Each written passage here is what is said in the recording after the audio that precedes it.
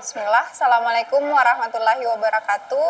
Perkenalkan, nama saya Jumriani Dambe, SP MSI, salah satu dosen pada program studi agribisnis di Institut Teknologi dan Bisnis Muhammadiyah Polewali Mandar. Video ini saya buat sebagai salah satu syarat dalam proses sertifikasi dosen tahun 2025, khususnya sebagai bentuk pernyataan diri dosen dalam unjuk kerja Tridharma Perguruan Tinggi atau yang dikenal dengan PDD UKT-PT, terutama dalam bidang pengajaran. Pada kesempatan ini, saya akan menjelaskan mengenai salah satu mata kuliah yang saya ampuh.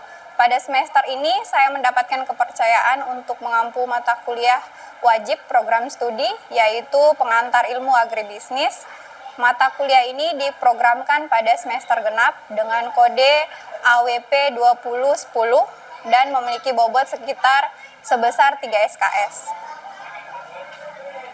Mata kuliah ini membahas agribisnis yang merupakan sistem pertanian yang saling terkait, mulai dari sistem hulu sampai dengan sistem hilir yang memanfaatkan sumber daya yang ada dengan tujuan mendapatkan keuntungan.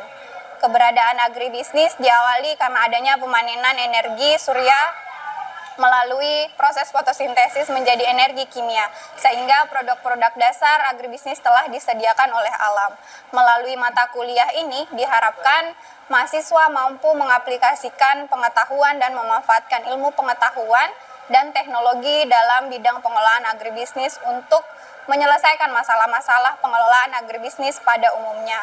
Kemudian mahasiswa juga diharapkan mampu menguasai konsep teoritis di bidang pengelolaan agribisnis secara umum. Adapun subcapaian pembelajaran yang ditargetkan pada mata kuliah ini terdiri dari 13 poin. Yang pertama adalah mahasiswa mampu memahami pengantar agribisnis. Kemudian yang kedua adalah mahasiswa mampu memahami apa itu agribisnis. Kemudian yang ketiga, mahasiswa mampu memahami bisnis dan pelaku usaha agribisnis. Kemudian yang keempat adalah mahasiswa mampu memahami perkembangan agribisnis, dan yang kelima, mahasiswa mampu memahami organisasi agribisnis. Kemudian yang ketujuh adalah mahasiswa mampu memahami lingkungan agribisnis. Yang kedelapan, mampu memahami mengelola lingkungan agribisnis. Kemudian yang kesembilan adalah mampu memahami etika beragribisnis. Kemudian yang kesepuluh adalah mampu memahami teknologi dalam agribisnis. Selanjutnya, poin ke-11, mahasiswa mampu memahami kedudukan agribisnis dalam perekonomian nasional. Kemudian yang ke-12, mampu memahami manajemen dalam agribisnis.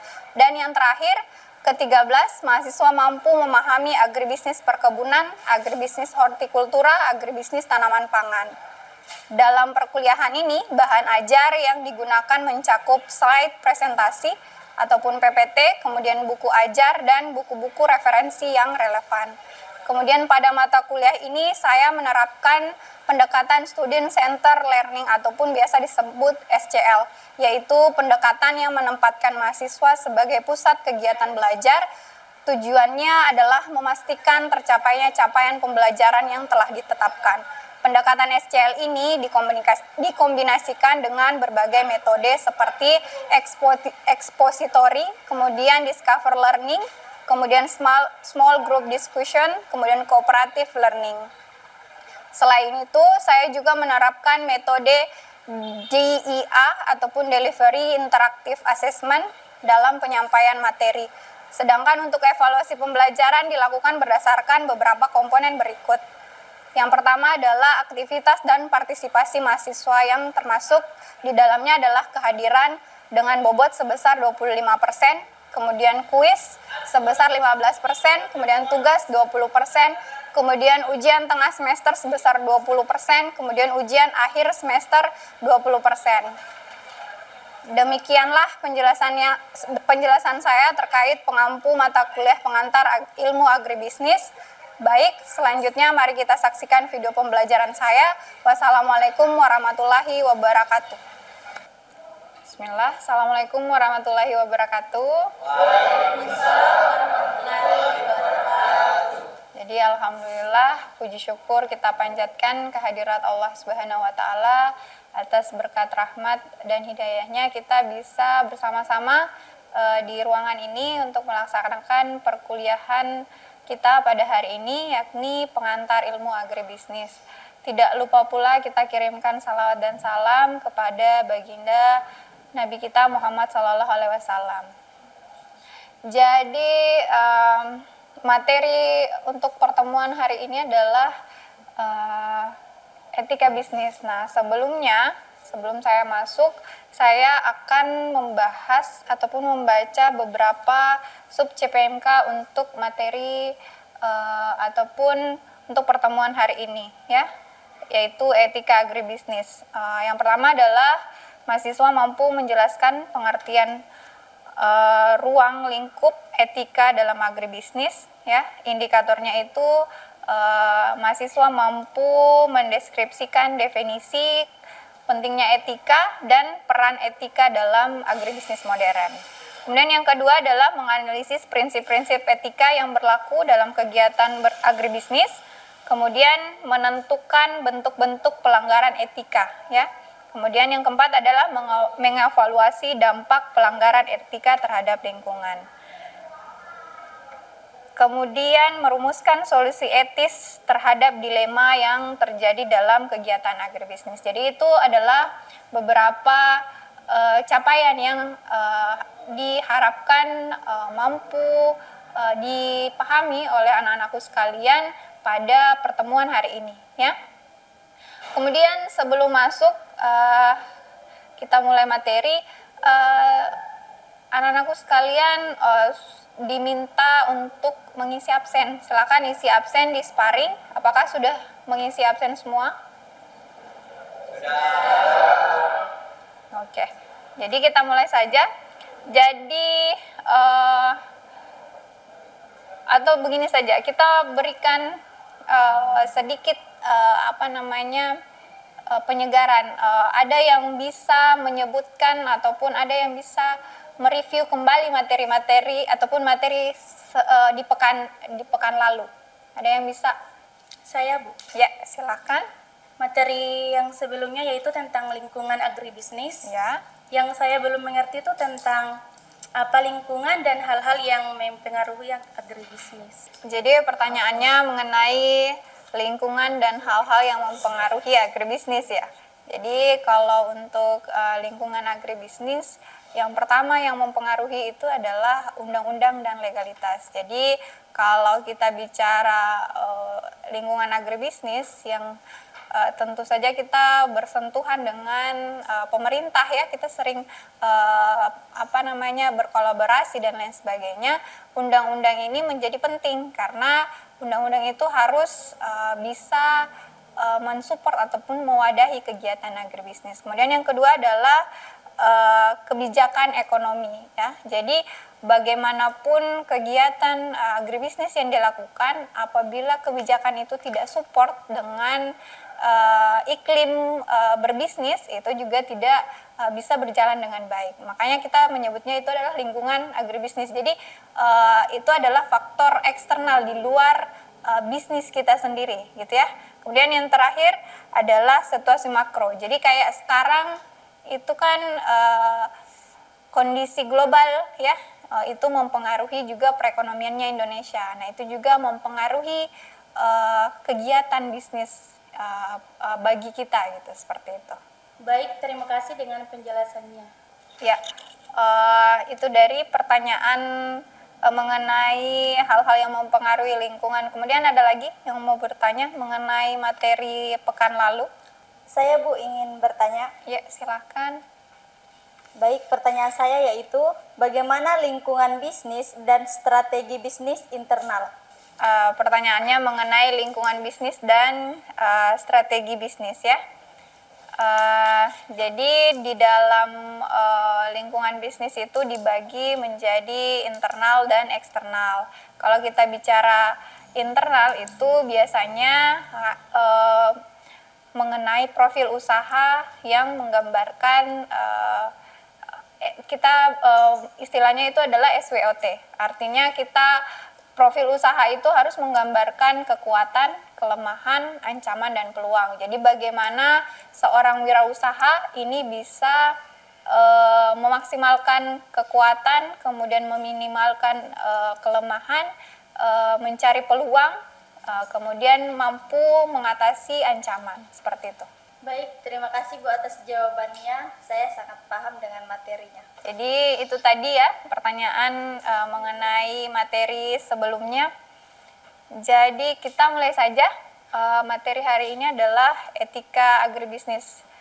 Sebelumnya ada yang bisa menjelaskan, sebelum kita masuk materi, ada yang bisa menjelaskan apa itu etika? Sederhana saja, yang pakai bahasa umum. Saya Bu. Ya, silakan. Baik, terima kasih. Saya akan menjelaskan apa itu etika. Nah, itu etika menurut dari saya sendiri ya. Etika adalah cabang filsafat yang mempengaruhi prinsip-prinsip moral yang mengatur perilaku manusia. Ya, benar ya.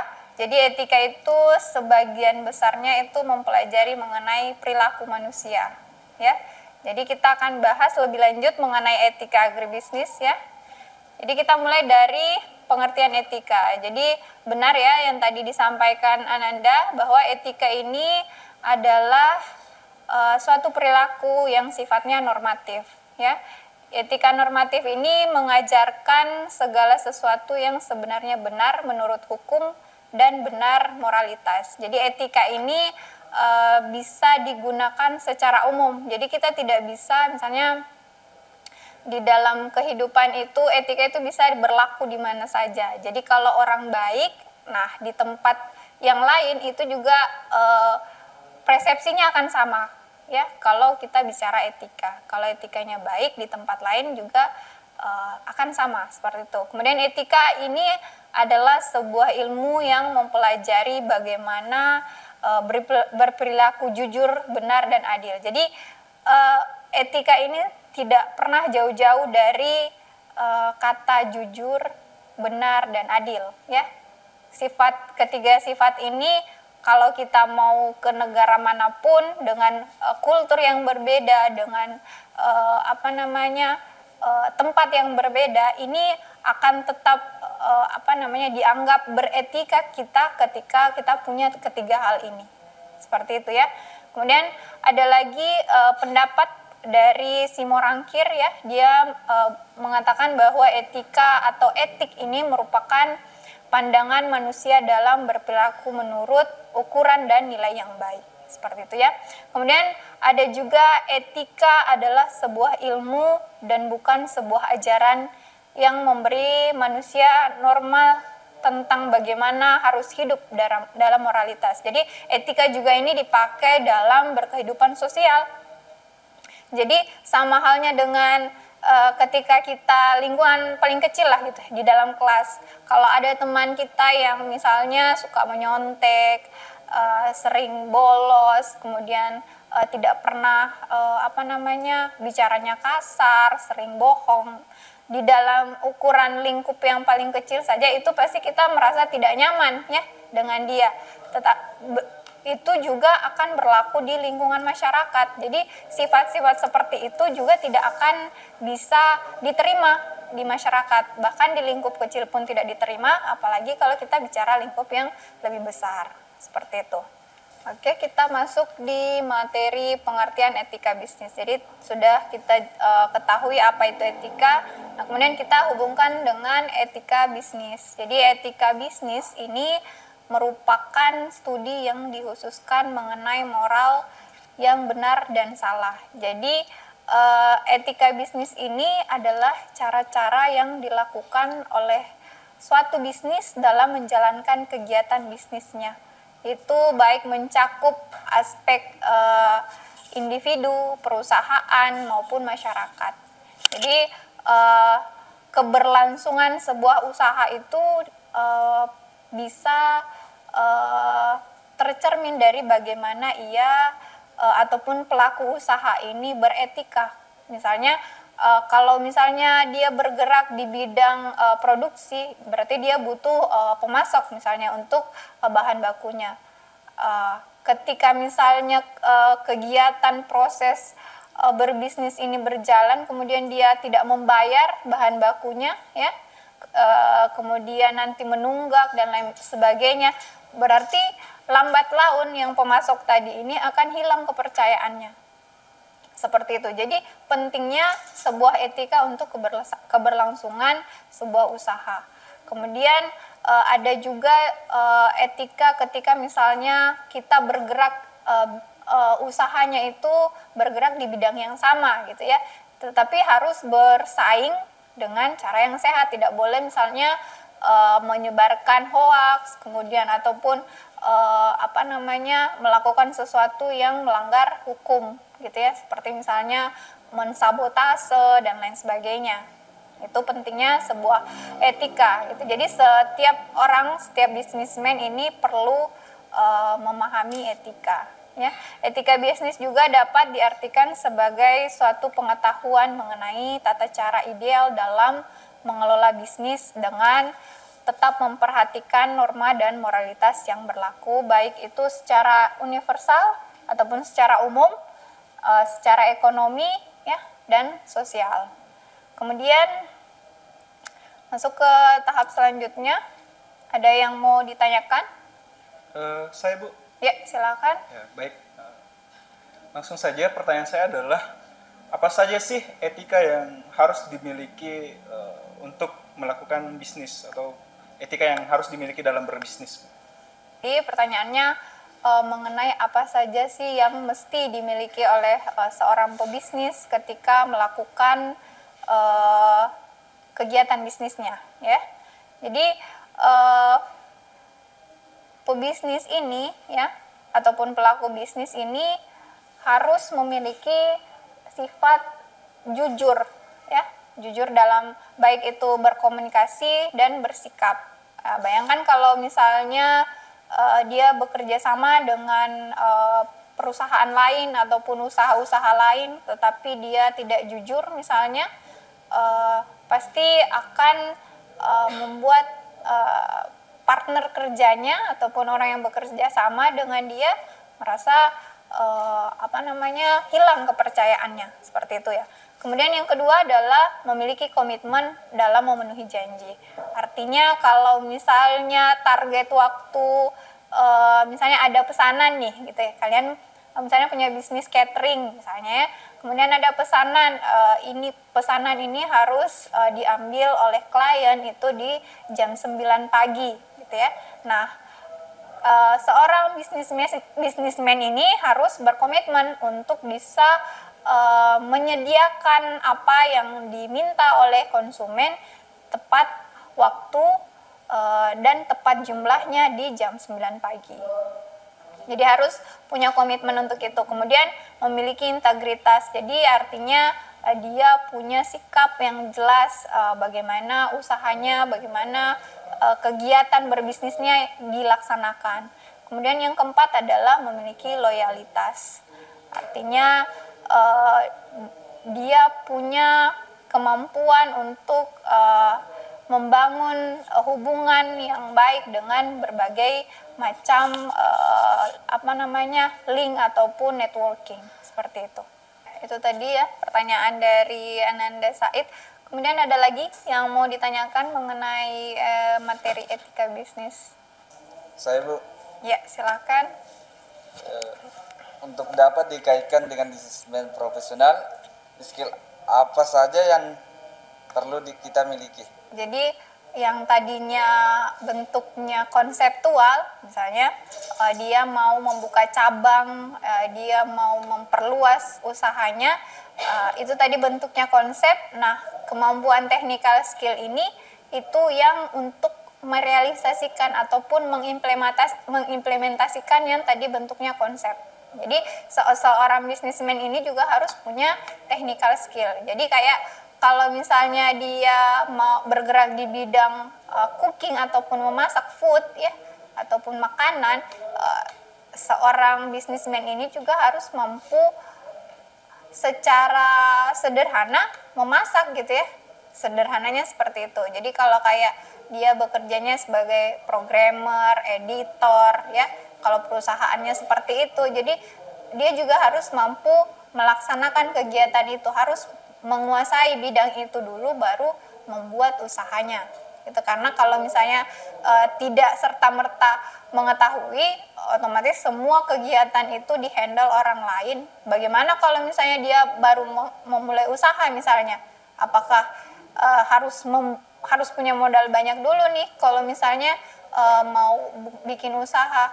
Tapi kalau dia punya kemampuan teknikal, dia bisa mulai mempekerjakan dirinya sendiri, memberdayakan dirinya sendiri.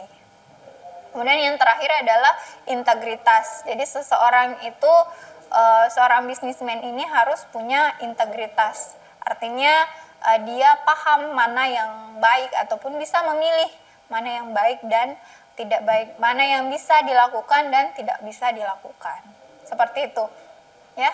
Kemudian selanjutnya, kalau ini kan etika ya.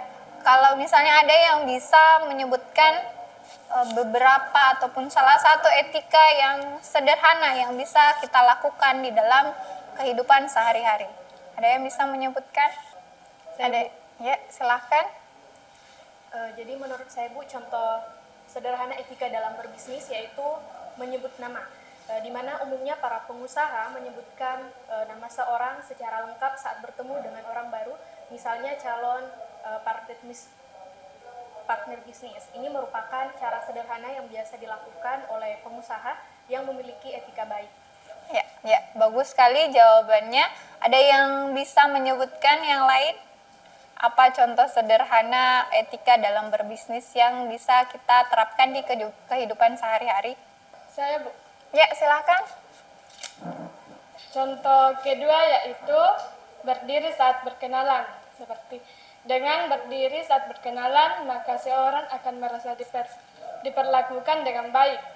Namun, bila situasi tidak memungkinkan, maka dengan cara membungkuk dapat dilakukan. Oke, bagus sekali jawabannya. Ya, saya kira untuk pertemuan hari ini mungkin sudah cukup ya untuk materi etika bisnis ya. Jadi untuk pertemuan selanjutnya kita akan membahas mengenai kedudukan agribisnis dalam perekonomian nasional. Jadi di materi selanjutnya ini kita akan melihat ataupun mengulik lebih dalam mengenai peran penting agribisnis di dalam meningkatkan perekonomian nasional. Karena kita ketahui sendiri bahwa kita adalah negara yang lebih banyak penduduknya itu bekerja di bidang pertanian. Kemudian saya juga memberikan tugas ya. Jadi silakan dicek di sparingnya untuk tugasnya dikumpulkan di pekan depan di jam yang sama ya, sesuai jadwalnya. Saya kira itu saya akhiri. Wabillahi taufiq wal hidayah. Wassalamualaikum warahmatullahi wabarakatuh. Waalaikumsalam